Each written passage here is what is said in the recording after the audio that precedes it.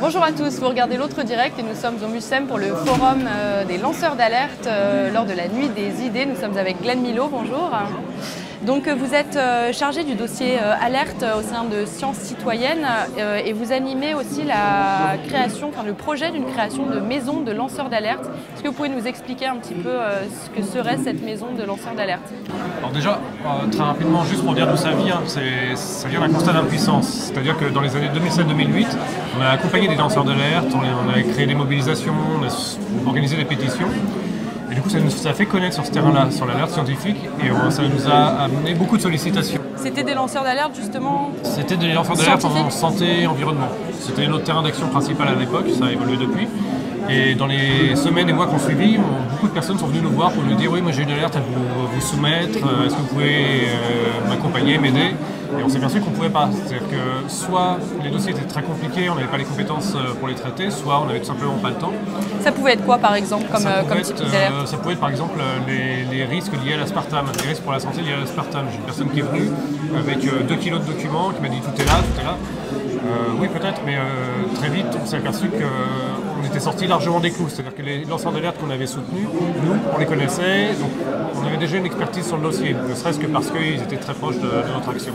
Donc on s'est dit la seule manière de s'en sortir, pour ne pas laisser de faux espoirs aux lanceurs d'alerte, c'est de créer une structure qui soit dédiée à ça, dont ça soit la seule mission, la mission exclusive.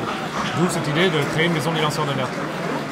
Je vais aller assez vite sur l'historique. Et progressivement, on a été amené à entamer des collaborations avec d'autres organisations qui ont eu un peu la même problématique. C'est-à-dire qu'ils étaient submergés de sollicitations, ils n'étaient pas forcément capables de toutes les prendre en charge. Donc on a monté ce projet de maison des lanceurs d'alerte concrètement depuis 2014-2015. Maintenant, on est un peu plus d'une vingtaine d'organisations pour mettre en place cet édifice. Sachant qu'entre-temps, il y a eu différents projets un peu similaires d'accompagnement, des associations qui se sont créées, mais qui n'ont pas existé vraiment, qui se sont écroulées très vite. Donc on ne voulait pas prendre le risque à nouveau de créer ce faux espoir. Donc on voulait faire quelque chose de robuste, agréger autour de nous l'ensemble des acteurs associatifs, syndicaux qui s'estimaient eux-mêmes vraiment impliqués sur ces questions-là. Et du coup, on a des associations telles que Amnesty International, la LDH, ATTAC, Greenpeace, donc des cultures militantes assez différentes quand même. Donc il fallait composer avec toutes ces logiques, la CGT-UGIC, la CFDT cadre, bref, des façons de militer un peu différentes, des positionnements un peu hétérogènes. Et on ne voulait pas non plus en mettre sur le côté, donc ça a été un peu le défi de cette maison. Et la première question qu'on s'est posée, c'est à quoi va servir cette maison? Accompagner les lanceurs d'alerte, oui, mais l'accompagner dans quel sens? Et est-ce que c'est sa seule mission? Donc on a mis ça sur la table directement. Et c'est avéré que finalement, on s'est aperçu que l'ensemble des partenaires voulaient agir à la fois sur la protection des lanceurs d'alerte, mais aussi sur le développement du plaidoyer, puisque les lois actuelles sont imparfaites et qu'elles méritent vraiment d'être améliorées. Sur la formation, à la fois des lanceurs d'alerte, mais aussi des employeurs, des administrations, des entreprises.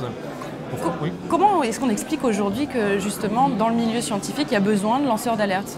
Alors il y a deux types de lanceurs d'alerte scientifiques. C'est un peu compliqué à l'oral parce qu'il y a les lanceurs d'alerte scientifiques, c'est les lanceurs d'alerte qui sont scientifiques, et il y a les lanceurs d'alerte scientifiques, c'est des personnes qui lancent des alertes scientifiques. Donc c'est une petite subtilité. Par exemple Alors par exemple, je pense à Jacques Testard, il dénonce les risques eugéniques liés au tri sélectif des embryons. Donc là, c'est pas une alerte vraiment scientifique, c'est plutôt une alerte éthique. Donc nous, on range ça dans le cadre des alertes scientifiques.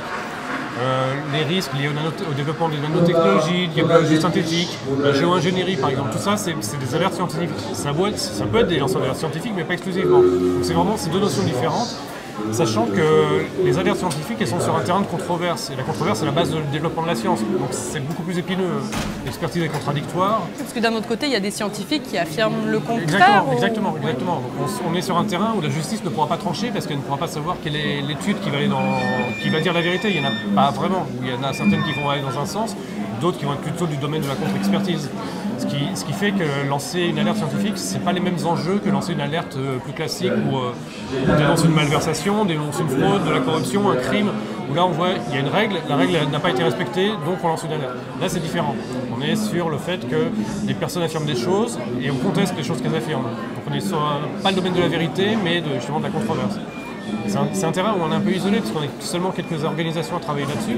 Mais malgré tout, on se retrouve avec les mêmes mécanismes liés à la protection. C'est-à-dire qu'on se retrouve avec des personnes qui ont voulu mettre en avant quelque chose, qui se retrouvent avec des représailles. Ça peut être une simple placardisation, mais c'est une carrière qui est brisée, c'est la crédibilité qui s'envole.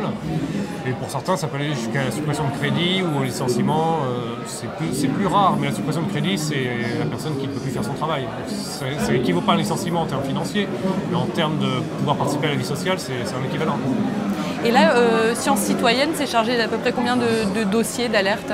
On en a soutenu 3 à l'époque, coup sur coup. C'était en 6 mois, les 3 se sont enchaînés. On en a soutenu 2 depuis, un sur les éparines chinoises, qui travaillait chez Sanofi, et entre-temps, un autre sur la médecine du travail, sur l'emprise qu'ont les entreprises sur les médecins du travail. Donc là, c'était un peu anecdotique parce qu'on avait déjà décidé à l'époque qu'on n'aurait plus la capacité de soutenir nous-mêmes les lanceurs d'alerte, de passer à une autre façon de faire et donc à monter cette maison le plus vite possible. Sachant que le plus vite possible, comme je vous l'ai dit, on essaye d'être prudent, on travaille avec des gens avec des cultures différentes, on veut que le défi soit solide, qu'il soit porté par tous et qu'on soit sûr de faire les bons choix. L'idée, c'est de développer cette maison des lanceurs d'alerte en France d'ici 2018? Tout à fait, oui. Après, on prendra le temps qu'il faut. C'est un objectif qui est peut-être raisonnable, mais si c'est 2019, ce sera 2019. On ne s'est pas fixé une obligation de faire ça absolument en 2018. Ça reste très plausible. Merci beaucoup, Glenn Milo, d'avoir été avec nous. Merci beaucoup de nous avoir regardés. Suivez très prochainement de prochaines vidéos.